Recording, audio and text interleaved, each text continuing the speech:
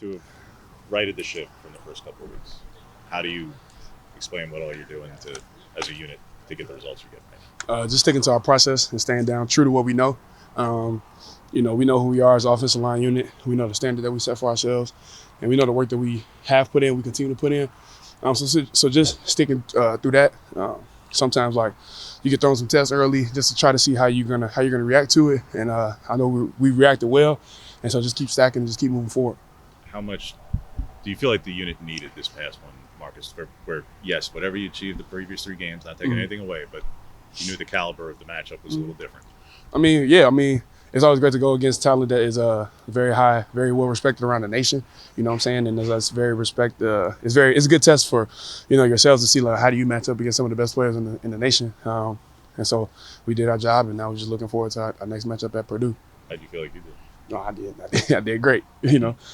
Focus on obviously just Purdue and that matchup moving forward. But obviously well respected opponents they got up front at Purdue, and ready to just continue to dominate on the short week that we got. Specifically in terms of pass protection, I think 7 sacks the first 2 weeks, 0 the last 4.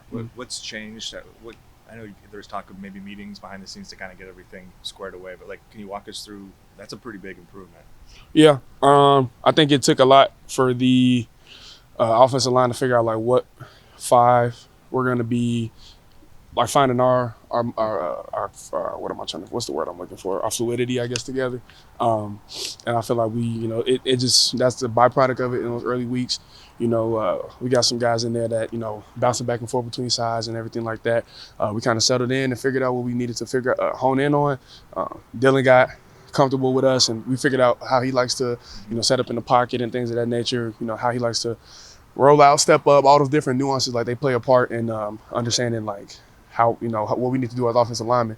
And once we figured that thing out, now we're starting to see the byproduct of that, great pass protection. So, like I said, it took a couple of bumps early on, but I know for sure that once we got those bumps out, got those meetings together, understood like how he likes to go about his business and how we do our thing, proof is in the pudding. It obviously starts with the players, Marcus, but you also have a lot of coaches in that room. So Yeah. who deserves credit for? Because there's a lot of them in the law firm. So Yeah. who all led the situation? It starts with the head one, Coach Terry. That's not our standard. Like I said, 7 sacks and I don't know how many games it was, but like that's just not our standard. And it was on stuff that we just know that we work every single day. And we just know it was sometimes we were coming back and it felt like a loss, even though we were having a win.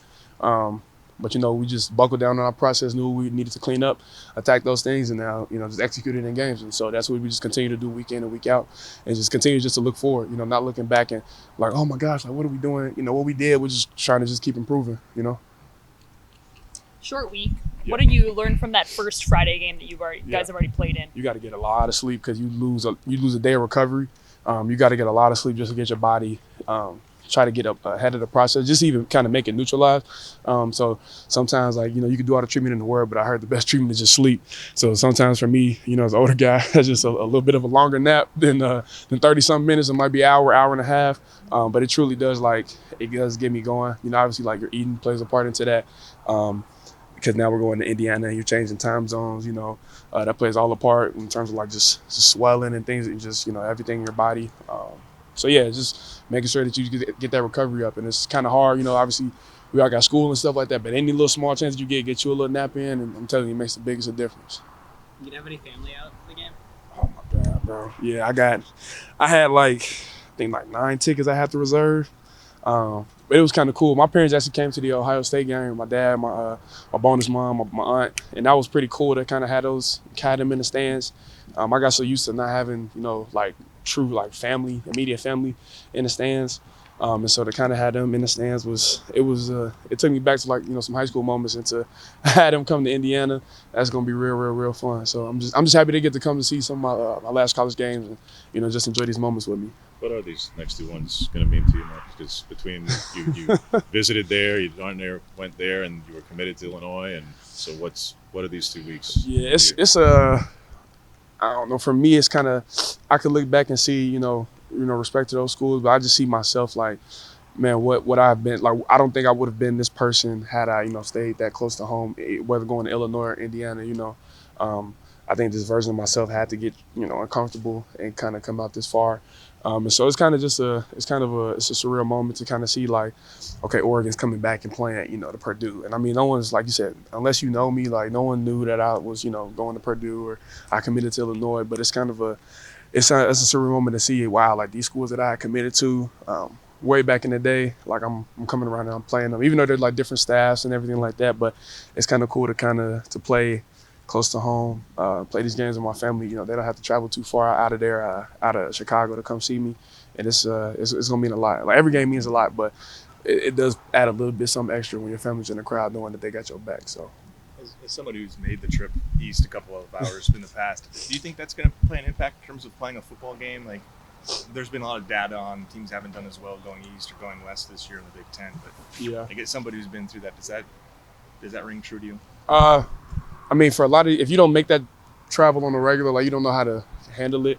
I'm sorry, my bad. I kind of know how to do it. Again, the biggest thing is just sleeping, eating, and making sure like you just try to decrease a lot of inflammation in your body. Like again, like you're bumping over those time zones. You got to get active real quick. Like hydration is a big thing too. Like you got to make sure you're hydrating. I know you don't want to on the plane, but like that's the biggest thing. But yeah, like I said, just sleep. And then once you get adjusted to that time zone, like just kind of get yourself like acclimated to that time zone because I think they're 3 hours ahead, if I'm not mistaken. So that's different from over here, So by the time you look up, it's a lot faster pace over there. But the minute you go to sleep, you'll wake up and it's like, oh, like I'm not expecting it to be this time zone, but sleep, get acclimated to that time zone real quick because like you got to play a game, because 8 o'clock over there is essentially like 5 o'clock over here, so it shouldn't be too bad. But if you've never done that before, like it'll mess with you a little bit. So you just got to hurry up and get adjusted to it. So luckily I'm from over there, so they can ask me if they need some help. In terms of looking at their defense, what have you seen from their linebacker? I realize he might be a little bit on the edge, but he kind of lines up. Yeah, just bounces back and forth between playing on the edge and playing at the linebacker depth. You got to account for him and just make sure you ID him and understand like where he's at on the line, whether he's on the line of scrimmage or whether he's back a couple yards off the ball. But just making sure you account for him and we just continue to do our thing. We got a great game plan that our coaches put together in such a short week, and we just got to continue to go out there and execute like we're doing, and we'll be successful. Big picture, Marcus, you're one of the guys who's here obviously for the number of years yet. So you saw the 21 win at Ohio State. Yeah. You were here for the start of Dan's tenure against Georgia. Yeah. How, from a player's perspective, the last 2.5 seasons, if 49-3 was the gap 2.5 years ago, and now you just went and did this and showed you're at their level now. Yeah. How have you all gone about doing this? I mean, we just trusted Coach Lane and his process, and the core principles that he's brought over to this program, and we truly bought in and believe what he can do. And we bought in like fully. Like I think every person on this team can attest. Like whatever Coach Lannon he has for us in this plan, like we've all bought in, and we we're going to execute it. So whether that's spiders, whether it's full pads, and whether he gives us the option to choose, like we are a physical team. We bought into that, and that's the mentality that you got to play with. Whether it's Big Ten, Pac-12, SEC, ACC, like that's just the mindset that he brings.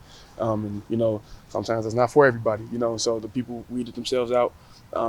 And so to see, those sometimes those 4 days a week in pads, they pay off in moments like that because you just know that you're built for, tough situations when you got, 60,000 plus in the stadium, and you just know that you can go out there and execute because the work that you put in time and time again. And so it's great to be a part of moments like that because people, I think Cav said it, like he's 30 years in the game and he probably had a scenario like that like 2 or 3, 4 times in his career, so you just enjoy moments like that. And then when you come out on the other side of it and, continue to move forward and just know that that's our standard now. Like that's what we bring. Like when you see Oregon football, like that's what you see. You know you got to continue to execute. And so we know we put the work in to make that a reality. That's not something we just say. That's something we just go out there and execute. So we just know the work that we put in behind the scenes, and we're just happy to continue to go execute and show it out for our fans. So.